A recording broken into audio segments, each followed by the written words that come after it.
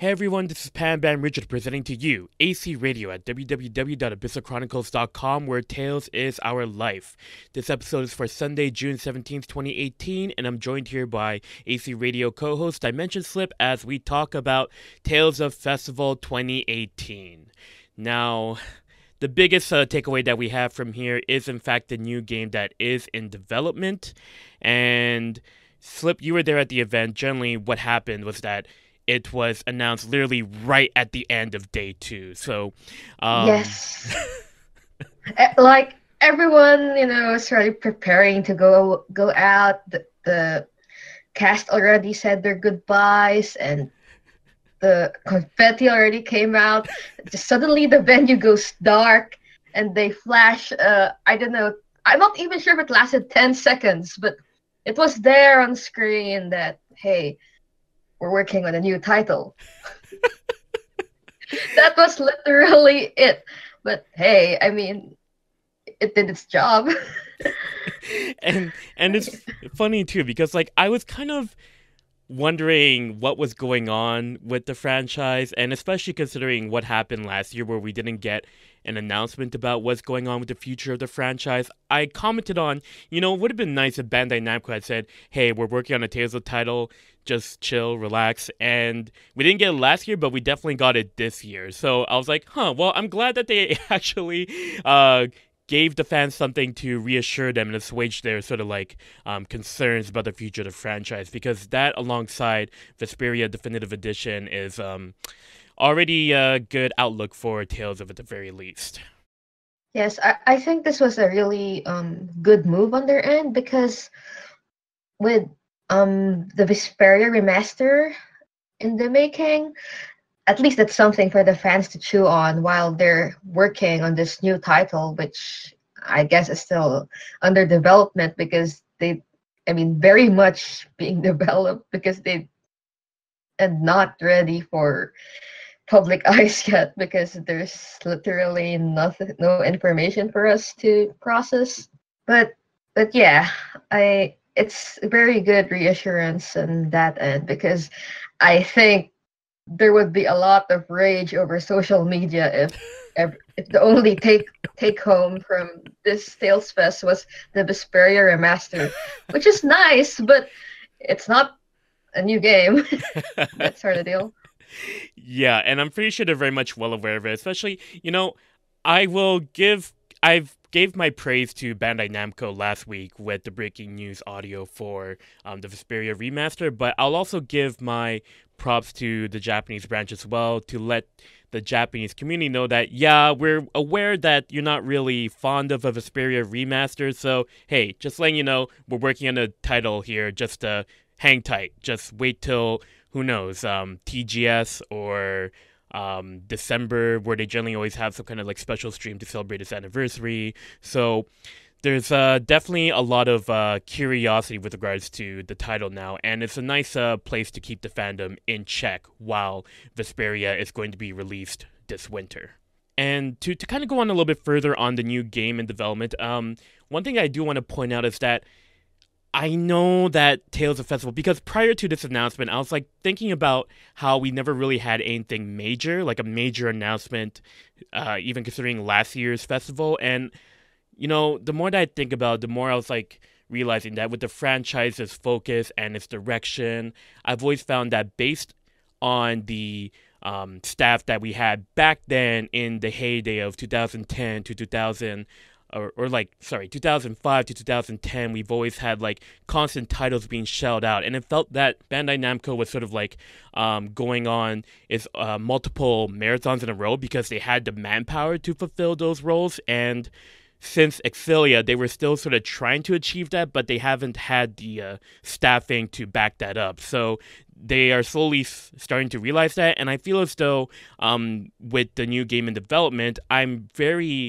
finding some comfort in the fact that they're taking their time with it, and it's the reason why I bring up the past compared to the present is because we as Tales fans were so used to constantly being shown, oh, this new game's coming out, oh, this new game's coming out, oh, this new game's coming out too. It's like there's just so many announcements of new games with like screenshots and constantly showing things off. I still find the comfort that they're taking their time with this new game. So I'm glad that they had this announcement, and I'm glad that they've pointed it out. So thank you, Bandai Namco, for giving us the heads up that you are taking your time with this title. Yes, thank you very much. This this is very much what we need, like a reassurance that hey, it's coming someday. We don't know when, but it's coming. And I feel as though, like, because we're going to talk more about Tales of Vesperia later on, but I feel as though it's more viable for them to announce it in December, realistically, because all gears are focused towards Tales of Vesperia's remasters. Yep. So we're going to talk more about that later. But basically, I would expect to see more information about this new game. Realistically, probably around December, but we'll see what happens as time goes on. So, with that said, let's go over the entirety of this event, shall we? Um, Oh gosh, okay. first off, let's talk about Tales of the Stage that occurred this Friday. And, considering that you were there, Slip, what was the one line that you gave of the entire production in a nutshell? Well, it's crazy awesome, basically. I mean, but in my event report, I quoted a friend who called it abyss and drugs, which is pretty much what it is. Like, I don't know what the screenwriter may have been high on, but it has. I know there were serious bits because there was plot, but the crack just really stood out to me more than the serious bits because I don't know, I guess they just decided to roll with I don't know whatever was entertaining. Like they knew dancing band was like a hit or hit with the people, so they just ran away with it and I don't know, even gave him backup dancers in the form of like Greta and Arietta. Basically, Chesedonia turned really weird, but it was fun. Yeah, and I was like reading a bit of your report before I had it up on AC there, and it's just what was going on? Like you could tell that they were having a lot of fun, that's for sure, but Yes, there was like a lot. no one knows. Like even the fandom's like, I'm still confused what happened, but everyone seems to like it anyway. I mean, I know I did, even though it's like, okay, what just went on? I also found it amusing that they used some sort of roller skates. I don't know, I just called it rollers for this because you know he had that flying chair in game, and of course they can't really do that on stage, but it was a pretty good substitute. Yeah, I think people were like tittering at that addition too and stuff. Right. And then like amongst all of that, like I think there was one thing in your report where you also mentioned how they had like a save point and Oh yes, Anis got Ash to jump with them on the save point. That was like Ash, Natalia, Anis, and Ion, and yeah, they all jumped on the save point, and the save screen appeared and stuff. It was just ridiculous. yeah, that sounds really wonky, but it's after all that apparently. Well, wait, there's also the point where they were apparently at a bar or something like that with Luke's actual voice actor. Yeah, at the Chesedonia, yeah. Basically, that was I think the part in Chesedonia in the game where I think the Darkwings stop you or something. Yes. But yeah, they were at the bar and suddenly Luke's voice actor in the game, Chihiro Suzuki, just appeared. And actually, a friend told me that that point was also where he said something like, "Hey, this is not part of the game" or something like that. But yeah, he just spent a long time breaking the fourth wall, arguing with the stage cast, and kind of bullying the Luke and Ash stage actors. Jeez. Like, and confusing the Natalia stage actor because he started putting on the Ash voice and the Natalia stage actor started acting very hesitant, that sort of deal. It was so weird, but not as weird as suddenly banned like Greta and Arietta dancing with Noir, whatever, however her name Yeah, is Noir would pronounced. be her name. Yeah. Yeah. So just suddenly break dancing, and it definitely wasn't part of the game plot, but whatever. And eventually, after all of that, they did go back to the plot important stuff, which we won't really get too in depth with for the show. If you want to learn more about it, Flip's summary is on the website, so give that a read there if you want to spoil yourself more or less. But ultimately, fun show, but a bit weird overall, is what you'd say most likely. Yeah, I think if if you're familiar with the business story, I think you'd appreciate it because it's like a different kind of angle, like real just entertainment sort of deal. But if it's your first time with Abyss, oh man, please don't. I would feel sorry for you.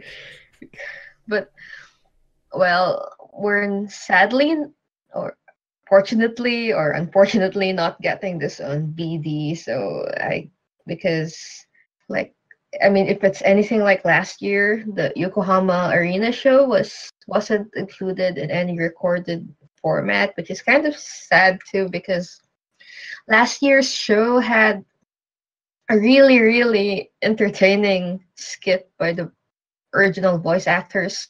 So people are not gonna get to see Natalia arriving in a limo or Luke, Luke and Jade buying stuff from the Combini and Ash having a part-time job in the arena.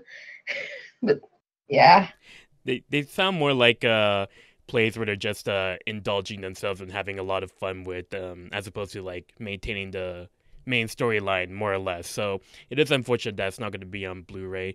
Um, at the very least, we do have an announcement about the next part of Tales of the Stage, which is in fact the emotional act, and it also features younger Ash, which was designed by Kosuke Fujishima, which will be more so the focus of that particular installment. So the design is interesting, but it kind of like I remembered when it was announced and there were like folks in the Discord bringing up, well, this is what was showed in the anime. It's like, well, it's a little bit different from what we actually got here for what's officially Um designed by the character designer.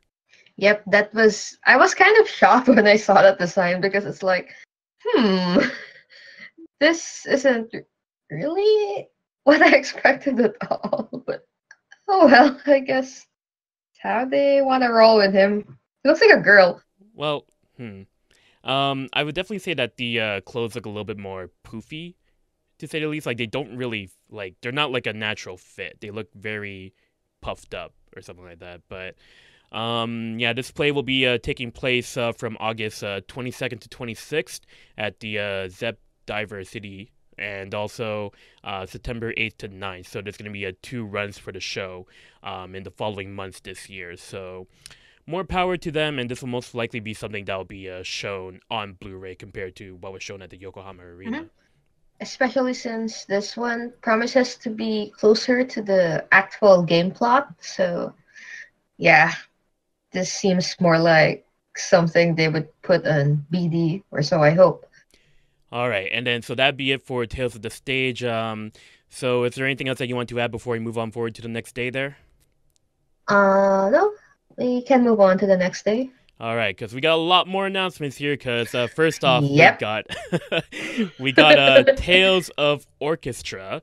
It's going to be coming out and performed on October 6th, 2018.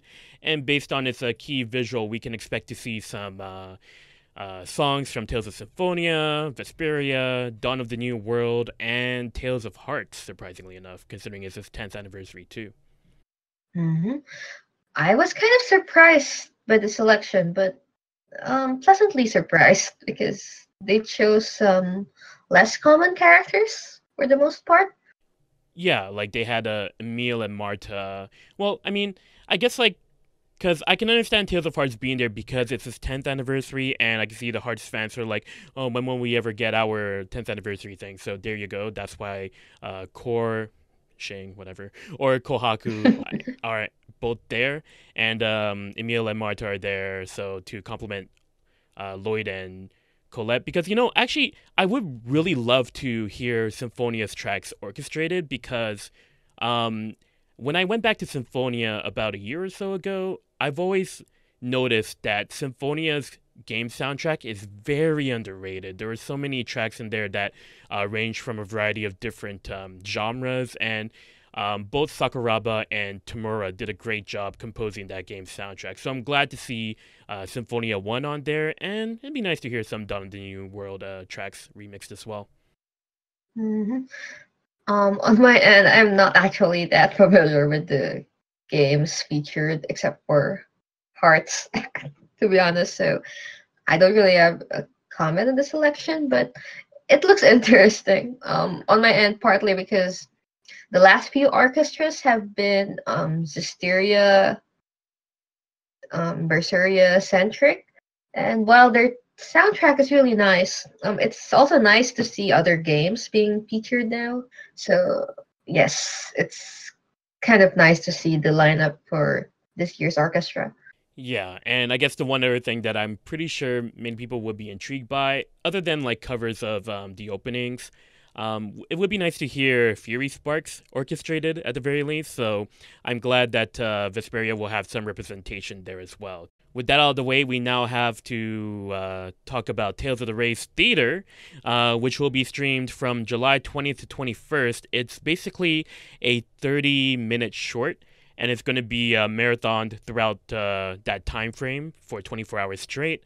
And right after that, there's going to be some kind of a special 1 hour stream featuring Kyle's, Melina's, and Luke's voice actors, all just chilling and talking, probably like the usual spiel that we get from voice actor streams on Nico Nico Doga for Tales. So, based on the short, like, I mean, I do like the screenshot there of Velvet holding on to Ix there with their claw there. So that's a pretty funny shot. And I also do like in the trailer that essentially when they were all using their phones, like every one of them was using like a different style of phone based on their era as to when they were revealed, more or less. Like Crest had a Yeah. pager, and Velvet, because she was like it was a prequel to Zesteria. She had like a rotary phone attached to her hips. Like what? That was a little bit weird. Yeah, that's so hilarious. Yeah, it was very amusing to say the least, and I guess I'll give it a watch. I don't know if it's gonna, because like we can definitely know for sure that even though it's gonna be like free for Nico Nico Doga viewers, you're gonna get kicked a lot if you don't have like that subscription service. So, um, I don't know. I guess I'll give it a watch. Maybe I might dip a little bit for it, but it's amusing to say the least.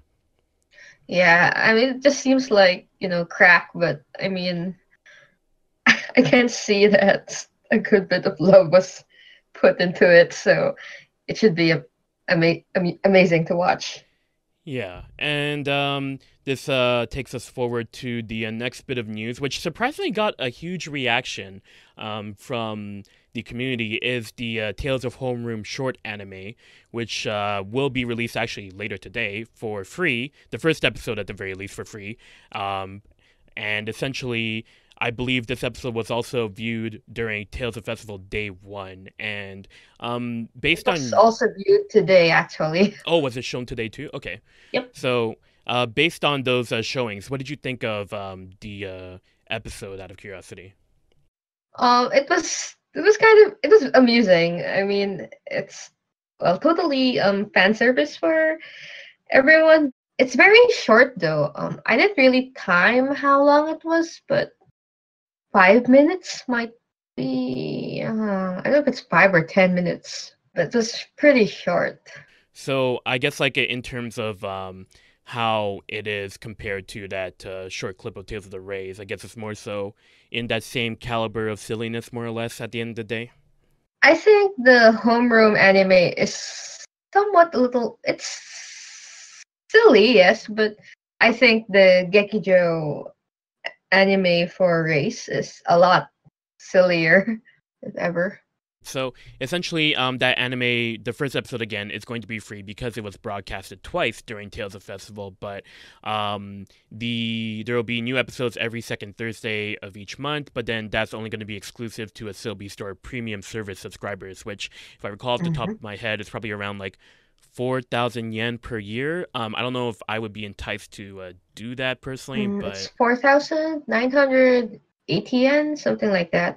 And yeah, they've been pushing it a lot actually this festival. But I looked over the benefits and it's actually not that bad, especially if you're gonna buy a lot from them, because they have at least this 500 yen discount coupon per month. So in case you buy from them every month, I think you'd make up the subscription fee quite easily. right, and they also have Tales of Puppet there too, and it's amusing because like that one they had the first episode up on YouTube for free, but I don't think they're gonna release the other ones for free. It'll most likely just be on that Asobi Store premium service. So you have that as well alongside this Idolmaster podcast too. So Hmm. I am not sure about Tales of Puppet, although I actually haven't finished watching that. I think that might, I'm not sure if it would be free, because I did see it in the premium service list, but I guess I'll have to double check later or something. other than that, there was only just some mobile news that were covered. We're not going to talk too much about these because well, Tales of Asteria, they got some new gacha characters. It's the groomsmen now. Hmm. We got Ston, Asbel, and Vague alongside Rokuro, and it'll be happening most likely after the Wedding Bride banner, which will most likely end later on today. And then thereafter, we also have Kratos and Grun who will be added as a part of the Marine line alongside Rain, Rose, Alicia, Eleanor, and Tyr. And to accompany this sort of announcement as well, in Asteria, you get another free 5-star unit awakening to summon, essentially. So, for those Asteria players there, I don't know, I don't actively play Asteria as much as I used to. um, I don't even know how long is this arc gonna be going for. I'm looking at it, I'm like, all right, I'm seeing like Soray suddenly gets into the mix now, and like I have some intrigue with regards to the arc, but at the end of the day, it's like, well, it's just Asteria for me, more or less. I think it's about to approach its finale. Also, regarding the festival units, I think we're just getting Kratos and Grun, because um the others like Alicia, Eleanor, Rose, and Tyr, their art was just like shown during the festival as part of the skit rather than actual units. The only one who actually became a unit from that picture was Grun. Oh, okay. Yeah, just a quick correction. I guess I'll have to edit that then. All right. That's So fine. so that's for the Asteria side. For Rays, we basically got more characters announced more or less. Well, Zealous was there, but he's probably gonna get a new Mirage art. Well, I guess he's gonna have more of a scenario. But Kratos is new, and we also have Shirley and Chloe who will be coming out in, if I recall, in July, and they'll be also coming with their swimsuit costumes as well. And in the fall, the people who won the third character poll, well, surprise, surprise, Genus and Presea have won. I was really pulling for the mobile characters. Like, I was hoping that Ruru would have made it, but then I know that Bandai Namco just put them in just to like, oh, let's just amuse ourselves by putting these characters in. But we know who's gonna win at the end of the day. It's like, gee, thanks Bandai Namco, thanks for remembering those titles. They still got a lot of, attention and votes though, but it's just really no match for, yeah, Genius and Presea. Yeah, at the end of the day, it's just a popularity vote, so can't really get too riled up over it. But I'm at the very least glad that they acknowledge those characters alongside Frio and Chiaro as well from the Narakiri Dungeon trilogy. I So mean, we can hope that Grace lasts long enough to add everyone because, I mean, I think that was one of their goals, sort of. I mean, it's kind of their ambition to add everyone to the game. So yeah, be interesting to see how far they get with that.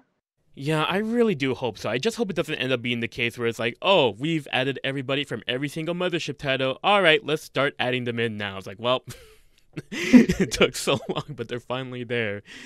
Uh, so with that, with regards to day one, that's pretty much a wrap on that. So moving on to day two's announcements. Um, basically, they were talking a little bit more in depth with regards to Tales of Vesperia's definitive edition. So essentially, it's going to have the PS3 DLC costumes, and the things that they've shown on the screen were the Abyss costumes for Yuri, Estelle, and Flynn. So Hmm. that's nice of them to have the DLC. Well, we knew that already, but I guess the biggest question is that whether it'll be fully in the game or that's something we'd have to pay for. I would presume it's most likely the former, but I wouldn't doubt it if they went for the business model for the latter because of how tempting it is. Yeah. And to go on further from there, there's also going to be a 10th anniversary edition for the game. Whether this is going to be a collector's edition or not, it might be based on how they're wording it and how it's branded. But we'll learn more information about that further down the line. But essentially, that's all that they just sort of said. Like, yes, there's going to be a special edition of the game, whether it's going to be a collector's edition or a particular limited edition. We won't know for sure later on down the road, but it's nice of them to sort of soft confirm that in a sense. Yeah. I didn't have much comments about the definitive edition, but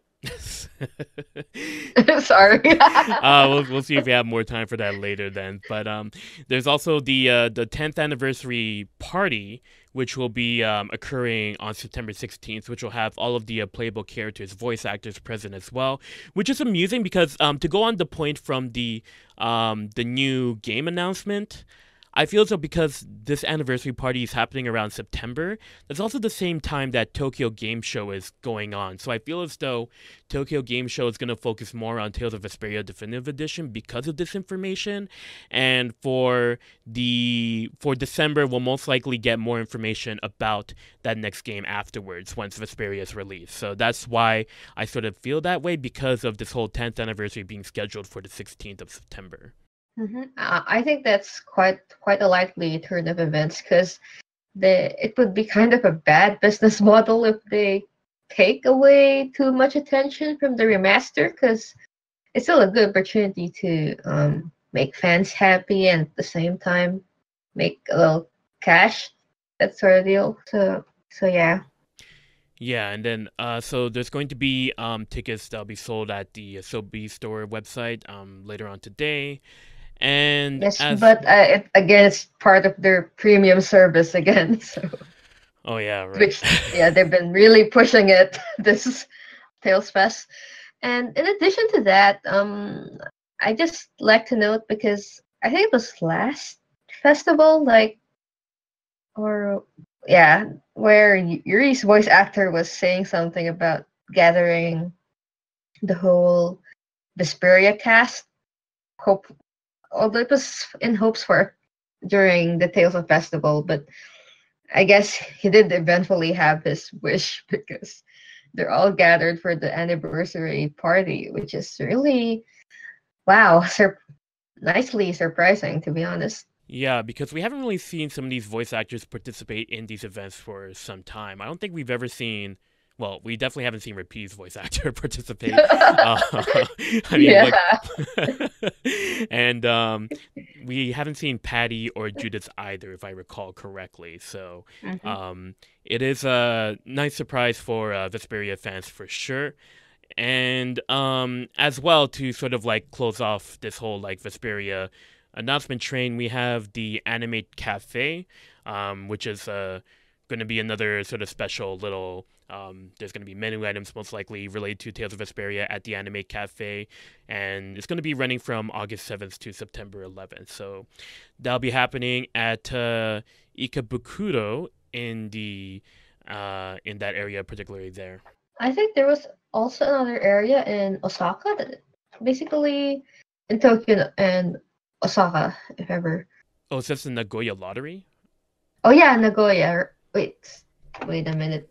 Oh, and I Nagoya, don't. Nagoya, Nagoya. Nagoya. Oops, sorry. Okay, I thought, okay, I got it wrong. It's all Anyway, good. that's correct. Yeah. So Ikebukuro and Nagoya, they're both going to be having this Vesperia anime cafe. So kudos again to Bandai Namco for pushing hard with Vesperia right now, especially considering it's its 10th anniversary. Um, to sort of coincide with that as well, the website for the 10th anniversary party, like, it has some very nice art of all the characters, and we'll most likely be reporting that to later on soon, but it does look very clean just looking at the site itself. I haven't visited their website yet, but the art they presented during the event was really nice. So yeah, kudos to them for making Vesperia's anniversary feel like its 10th anniversary. Like a very big event. Yep. So I think a lot of Vesperia fans are very happy about this. Although I can't really say the same for their wallets because these are a lot of events. My gosh. Yeah, not only that, there's also like the Yuri figure that's coming out in the future alongside Oh Repeats, yeah. and that's I can definitely see a lot of people shelling out their hard-earned cash for that. That's for sure. And Oh yeah. yeah, it's just going to be a very big year for Tales of Vesperia, and yes, props to Bandai Namco for keeping that mantra going on forward throughout this year. And finally, in terms of announcements, we got some more Sanrios. I can't pronounce that properly, but basically, we got some more collaborations with that company. So we see some more particular art, which will most likely show up in Asteria, let's be honest. But we have. Like, am I wrong, though? Am I wrong? No, you're not. But I can basic. imagine it already because they actually even announced a collaboration. I forgot who was presented, but there is definitely a Hello Kitty collaboration coming in Asteria. Yeah, so to sort of like complement the ones that we got from Tales Festival, we got Vesperia characters featured with Yuri, Flynn, Estelle, and Repeat. I like the Repeat one just when he's poking that small little kitty there, particularly. And for other characters, we got Mikleo, Laphicet, Senel, and Natalia, who all have characters that Yes. accommodate them for their Hello Kitties that are with them. But it's weird that, like, for Senel, like, I get that Senel was co-hosting with Zealous' voice actor, but it was a bit of a missed opportunity. I kind of feel like Senel should have had a Stella one. But that aside, that's pretty much like the whole collaboration that's going to be occurring alongside a particular part of Sanrio Puro Land is going to have a Tales of Festival section that'll be occurring from July starting July 29th, and we'll see how far that will go, essentially. Mhm. So that's pretty much it with regards to the announcements for Tales of Festival. Now, Slip, since you were there at the festival, are there any points that you'd like to bring up with regards to the skits or what they presented during the event or anything along those lines? Actually, for day 2 was kind of interesting because usually, well, at least based on my experience, they usually have the skit first before like the talk show portion with the voice actors. But Mm-hmm. this year they had the variety show first, that sort of deal. And actually it was very fun this year. Like they had some sort of game show going on. It was pretty fun and several memes were kind of born because a portion where it was some sort of pass the message type of game. No one really got the message correctly. Like, so there were 3 teams, and for the first team, what they call this, there was Lloyd, Genus, Luke, and Guy. And Guy was the first one with the original message. So the original message was his famous line, Guy sama kare ni Sanjo. And by the time it got to Lloyd, because he's the last one in the message chain, it became Ore sama kare ni Sancho. But before that, it was Genus's voice actor kind of messed it up already because Luke still got it correctly because I think he's familiar with the lines and the memes because he's always there. So Yeah. he was saying guy sama ka na ni Sanjo, but um the Jesus' voice actor thought it was Kami-sama, which is like God.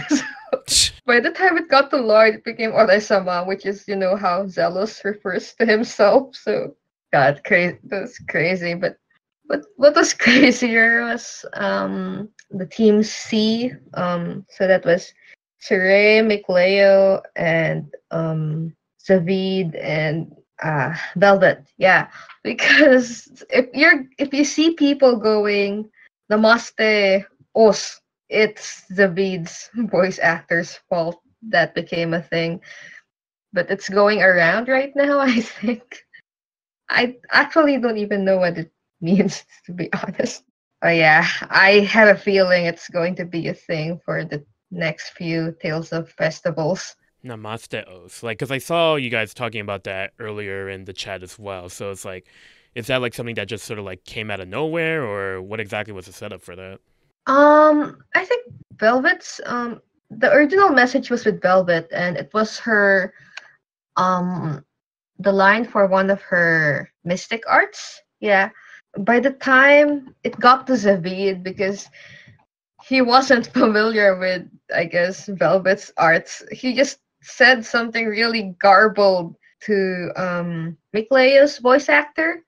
But the miraculous part is Mikleo's voice actor actually got like several lines correctly, but he kind of messed up the name of the art, which became Namaste or something like that.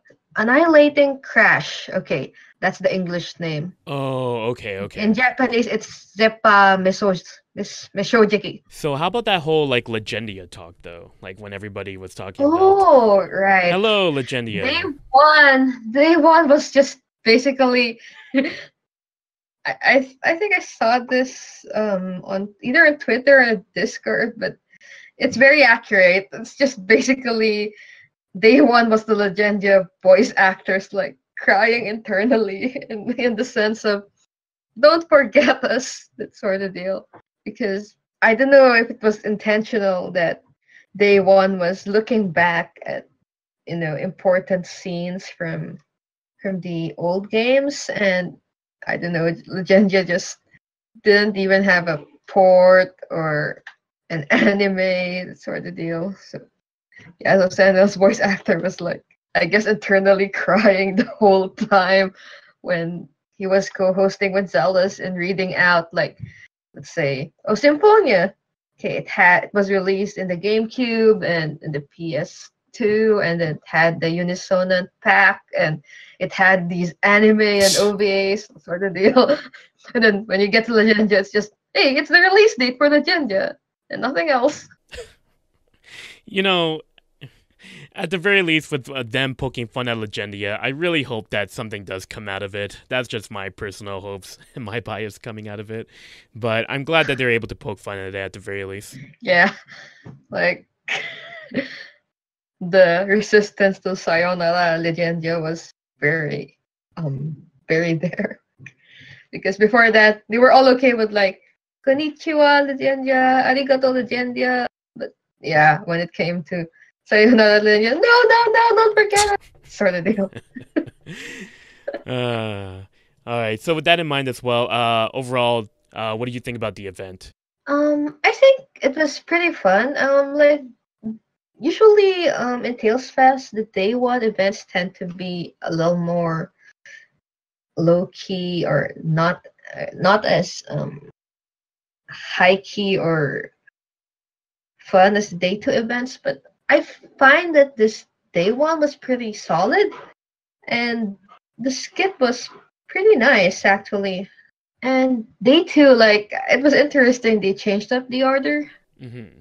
but the game show was very fun. Like I was laughing like most of the time, especially like during the pass the message game. I think that's one of the main highlights, if ever, of their game show thing.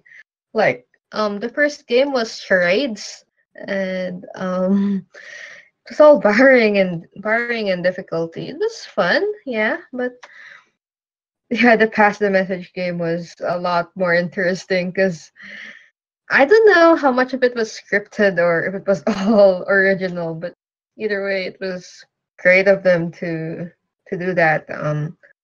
Hopefully they'll take a cue from that and maybe do something similar again next year, like a variety show type of deal. For myself, with regards to Tales of Festival, like not being there and just hearing the announcements, I guess announcements wise, I still don't know how to feel with regards to what we can expect in that sort of aspect because we still, just like from last year, we only really had like a lot of mobile news and supplementary material. And then day two was when they started to reveal a bit more forward movement with regards to the franchise, like with Vesperia and the whole final announcement about the next Tales of game at the end. So I'm still sort of like, I still don't have a firm grasp about what to feel about Tales of Festival going on forward. But at the very least, like it's still an event that would still be something to sort of like look at for next year. So I'm just curious to see what will happen from there. But from then on forward, yeah, I guess that's pretty much it for the Tales of Festival coverage here. Since you weren't here last week, did you have any thoughts that you'd like to share with regards to Tales of Vesperia Definitive Edition? Um, not really that much, but I was kind of.